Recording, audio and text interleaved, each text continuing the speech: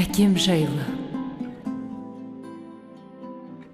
Әкем барда әміршім әулетімде, көретімнің тұлғасын тау ретінде. Арманыңа кешікпей жету үшін тау тұрғаны жақсы ғой жау бетінде.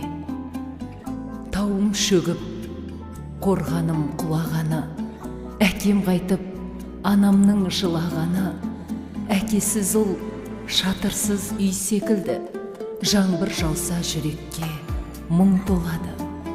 Болмайды байлап ұстар шынжырлы бақ, жағдайым бірде тасып, бір құлдырап. Әкесі үйретпепті деген сөзді естіртпеуге тырысып жүрмін бірақ. Біз үшін тау тұлғалы болған әкеміз Естаев Қадырбек Боранбайұлының да өмірден өткеніне жыл толып, әкеміз жайлы өткен шақпен жазудың да уақыты келді-ау. Қайран уақыт десеңші, кеше ғана анамыздың айбары, балаларының қорғаны, немерелерінің сүйікті атасы бола білген, сүйікті әкенің орны ой сұрап тұрғалы жыл толып та ағайын. Әкемнің дастанға татыр өмірін өзімізше өріп көрсек деймін. Өткенді еске алу өскендіктің белгісі дейді ғой дана халқы. Өсіп келе жатқан ұрпағының әке аруағының алдындағы бір парызы деп білерсіздер. Әкеміз Қадырбек 1951 жылы наурыз айының 31 жұлдызында әкесі Боранбай мен анасы Бәкеннің шаңырағында 3-ші сәби болып дүниеге келеді. Әкем Боранбай шаңырақта жалғыз өскен, шаруаға мағым, алыстан ойлай алатын, көп сөзге шорқақ, әрі қатал, әрі әділ кісі еді дейтін папамыз өз әкесі жөнінде. Анам Бәкен, шын аты Шәмшабану, Торғай жақтың қызы болатын. Тағдырдың айдауымен ауыл шетінде орналасқан шағын ғана қараша үйге құдайы қонақ бола түсіп, әжемнің сыры кетсе де сыны кетпес керемет кісі екенін тани білген Смағұл болыс жалғыз қызын осы үйде тәрбиелеуге тастап кетеді. Жылдар жылжып, Бәкен мен Боранбай бас қосып, бір ұл 3 қыз баланы дүниеге әкеліп, үлкен әулет болып ризалықпен өмірден өткен болатын деп, анасында сағынышпен еске алатын папам. Әкесі Ұлы Отан соғысының ардагері, Сталинград шайқасына қатысып, елге мүгедек болып оралады. Анасы жыр дастанды жатқа айтатын қабілеті бар, оқуды аяқтап, диплом алмаса да, арабша, қазақша, газет кітапты судырата оқи алатын, ақылды да қайратты әйел болатын. Олар өз кіндіктерінен тараған ұрпақтарының білім алып, елге қызмет жасауларын қатты қадағалай білген жандар.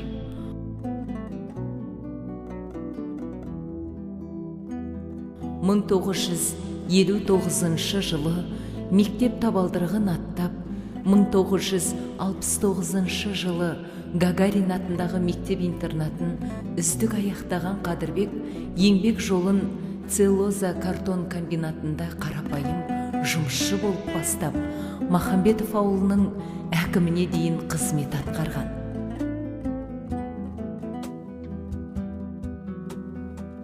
Еңбектің қара қазанда қайнай жүріп, өзінің отан алдындағы әскери борышын Моңғолия елінде 2 жыл абыроймен өтеп келеді. Әскер қатарында жүріп, жас сарбаз КПСС мүшелігіне кандидаттыққа қабылданып, әскери бөлімнің құрмет кітапшасына тіркелген грамотасымен марапатталып, елге старшина шенімен оралады. Талабы таудай жігіт елге оралған соң, араға көп уақыт салмай, Алматы қаласындағы Қазақ ұлттық университетіне тарих факультетіне оқуға түседі. Университетті үздік аяқтаған партия кандидаты Қадырбек Боранбайұлы клуб меңгерушісі болып жұмыс жасаған.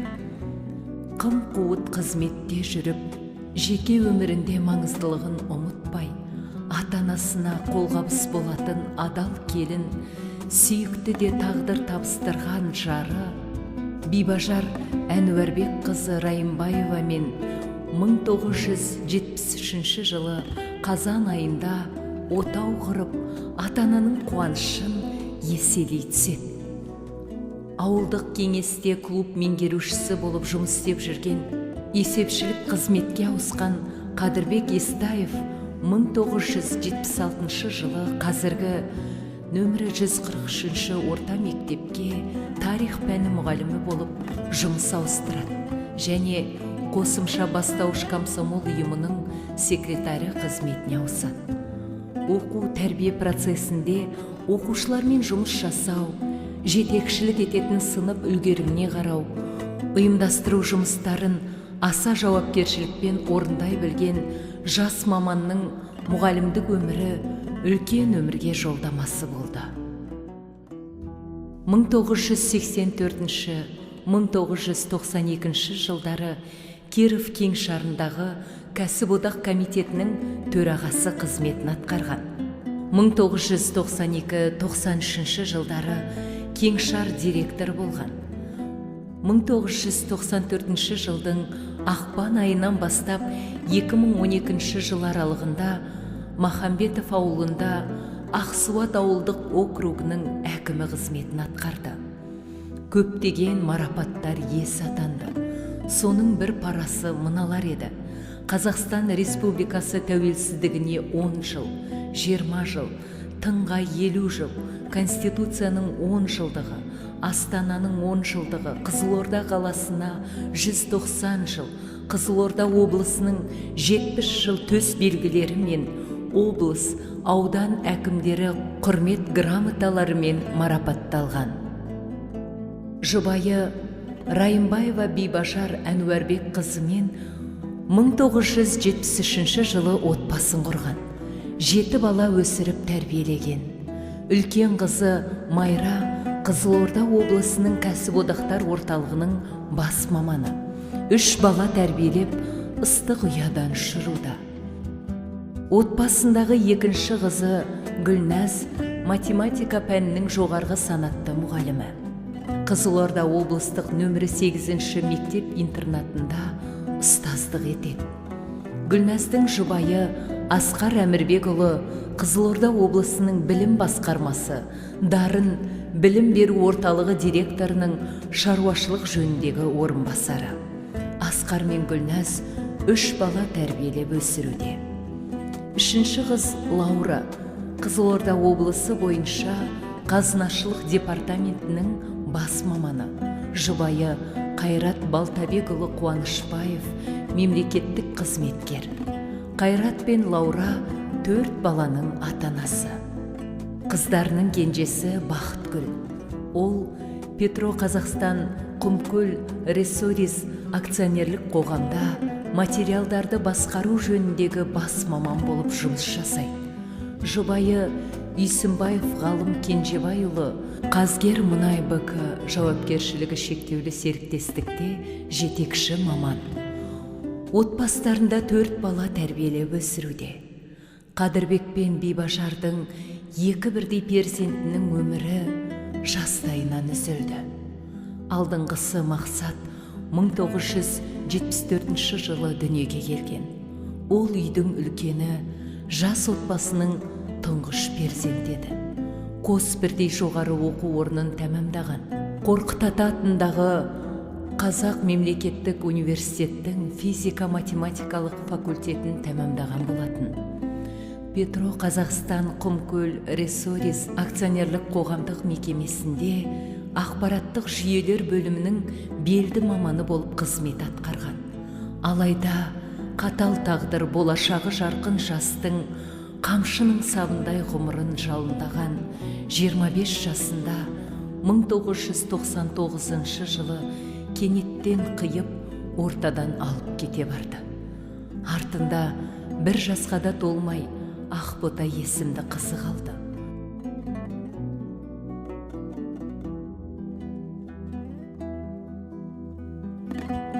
Бұл күнде Ақбота өзінің әкесі тәмамдаған оқу орнында заңгер мамандығы бойынша білім алып, отбасын құрып, бала тәрбиелеп, ибалы келін атана жүріп, қызметін жалғастыруда.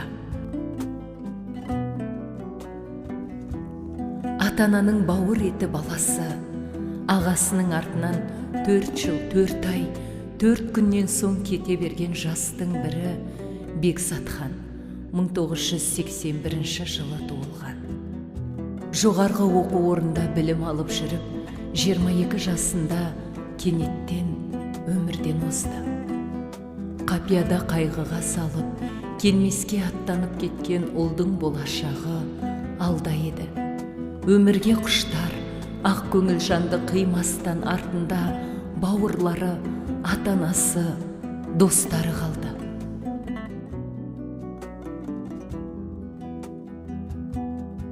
Жапырағын жаңа жайып, жайқалып келе жатқан жеткіншектерінің қайғысынан қан жұтқан әке бір уақ әлсіреп, бүктүсіп қалғанды. Бірақ өзі басқарып отырған ауыл ақсақалдары мен жақсы жайсаңдары келіп, мұңына қайғыра көңіл айтып, нарсың ғой, бір Алла көтерер деген шығар. Басыңды көтер, көңіліңді бөл деп басу айта келді. Сондағы әкеміздің жазған бір жазбасын оқып отырып, жүрегіміз езілгенімен ел үшін күш қайрат таба білген қандай алып адам деп таңғалысымызды жасыра алмаймыз. Ол жазбада былай делінген болатын: ел, халық биік, қолыңнан келсе саған қызмет етсем, елге туған туыс, жора жолдас, тағы да басқа аға ініге тек ризашылығым ғана бар. Осылармен мен болдым. Енді елге бір белгі қалдыруды ойланайын. Ел азаматсыз болған емес.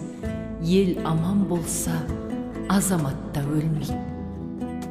5 қаңтар 2004 жыл.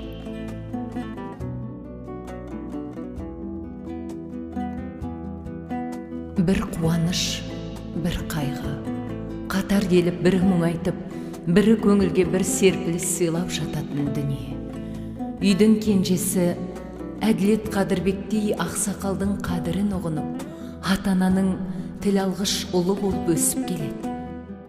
Папасы мен мамасы жұмыс жасаған, аға тәтелері білім алған ыстық ұя мектептің алтын белгі иегері болып аттестат алып, Қорқыт Ата атындағы университеттің математика біліктілігі бойынша грант иегері атанып, білімін жалғастыруда. Әділет оқуда озат, тәлімі мол тәрбиелі жас. Әкесінің ізін жалғап, ел басқарып, жұртшылықты жақсылыққа үндейтін болашағы зор бозбала, шаңырақтың үкілеген үміті. Қадырбек ақсақал 2 шөбересінің қолынан су ішіп, бал жалаған ардақты ата. Әкем Қадырбек ауыр науқастан 2022 жылдың 27 қазанда дүниеден өтті. Жатқан жеріңіз жайлы, топырағыңыз торқа болсын дейміз жан әкемізге.